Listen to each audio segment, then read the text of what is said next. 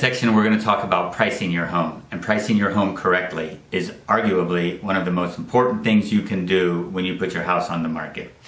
So you've already gotten your house ready for market. You've done all those things, getting your house ready. You've cleaned it. You've made all the repairs. It's in great shape. It's going to wow people. It's going to make a great first impression. You're going to get people there because you've taken great pictures.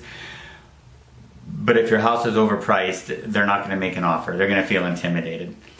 And a lot of the things I hear from sellers is, well, we want to price it higher so that we have room to negotiate. A lot of times, though, you're shooting yourself in the foot because they won't even make an offer if it's overpriced.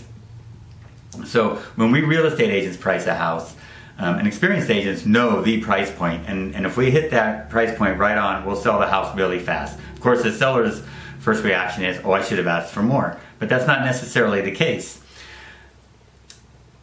If you hit that market, if you hit that price right on the market, then you're going to sell your house fast. You're going to get the most money for it. You're not going to have any more mortgage payments. You're going to get it out of your hair. You're going to move on with your life.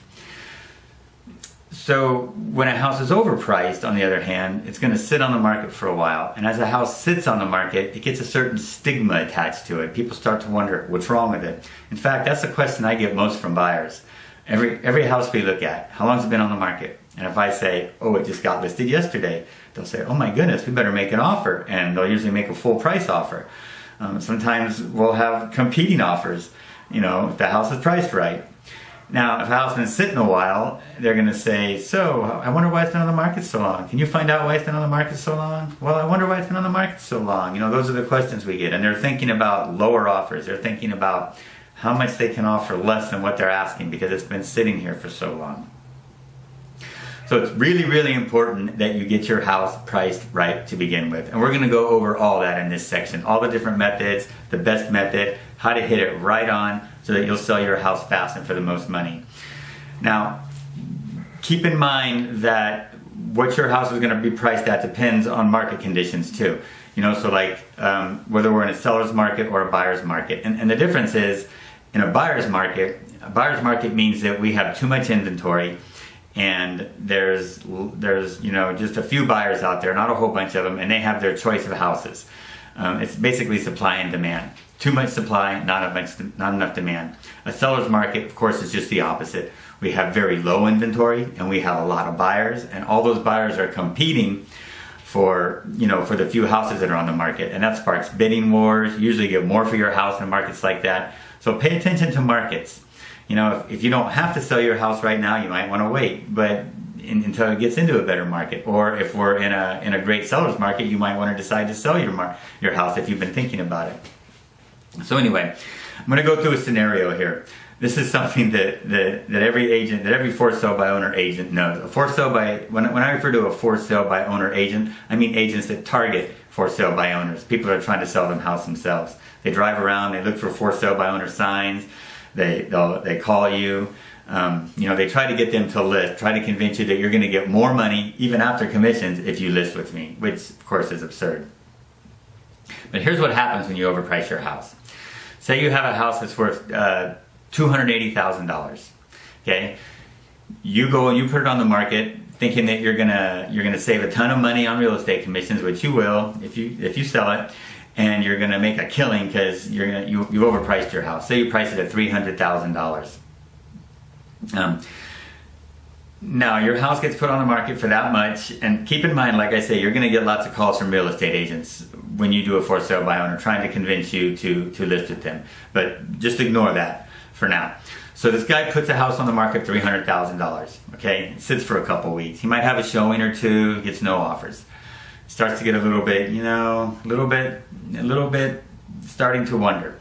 So the house sits on the market for another 2 weeks. He might get another couple showings. He might even get an offer. Say somebody comes in and offers him a lowball offer, what he considers a lowball offer, but is actually not a bad offer, say $275,000. And the guy turns it down because he doesn't even answer. He doesn't even counter. He just turns it down because it's too low. So we've been on the market a month now. And that's getting a little worrisome if you're in a seller's market, because people are going to really start to wonder about it. So we go another month, the guy's been sitting on the market. He hasn't lowered the price, he hasn't done anything different, just let his house sit there. And he's starting to get a little frustrated, maybe even another 2 months. Maybe he's been on the market 3 months now. which is an absurdly long time in a seller's market. That's even a long time in a buyer's market.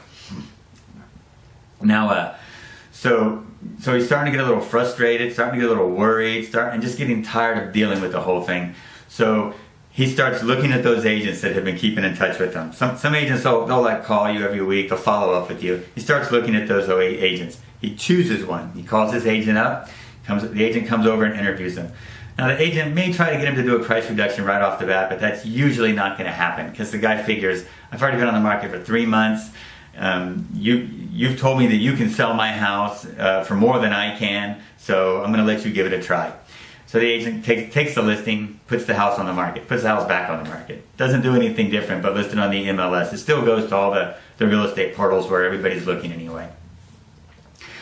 So the agent puts the house on the market. It sits for another 2 weeks. Now we've been 2.5, 3.5 months on the market. So the agent calls the guy up, sets up a meeting, tells him, hey, we need to come up with a strategy to get this house sold. And so the seller agrees to a meeting and they sit down. Now the agent knows what's going on. He's had this plan from the beginning. So he sits down, he knows all the language, he's been trained, he convinces the owner to do a price reduction. Let's do a $20,000 price reduction. I think this is what your house is worth. I think we can sell it for $280,000. The seller reluctantly agrees. He's already made two extra mortgage payments, maybe 3, been paying utilities, he's been taking care of his house, mowing the lawn, he's just sick of it. So he takes that price reduction. Agent puts that house on the market, right away he gets an offer, $270,000, because you're still going to get a lower offer because it's been on the market so long. Even though you're priced at what it should have been originally, just because of the fact that it's been sitting on the market for 2 or 3 months, people are still going to offer lower. Now, we know that the house hasn't sold simply because of price, but the general public doesn't always take that into consideration. They still think something's wrong with the house. So they're going to come in and they're going to offer $270,000. You negotiate it to $275,000, everybody signs a contract, the house is sold. So the guy got his house sold around where it should have been, maybe a little bit less to begin with, but now he has to pay on top of that $20,000 in real estate commissions. So you know, that's why it's so important that you get your house priced right the first time. If you price it right, even a little bit under, sometimes we use a strategy, depending on the neighborhood and the situation, we'll use a strategy and underprice the house a little bit, especially in the seller's market.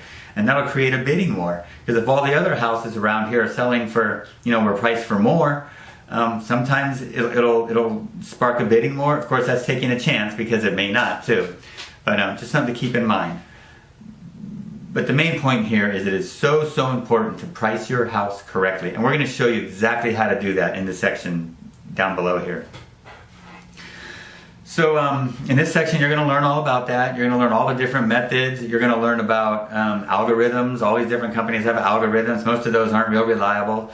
But you'll learn in here the very best method is the method that the appraisers use, and that's the comparative method. That's just basically comparing the houses that have sold around you recently, the houses similar to yours in the last 6 months, and we'll show you how to price your house using that method. And that will get you really close to the perfect price point. You'll get your house on the market, you've already gotten it ready to sell, it sparkles, it shines, and boom, full price offer, maybe cash, maybe a bidding war, but you got it, you win, no commissions to pay.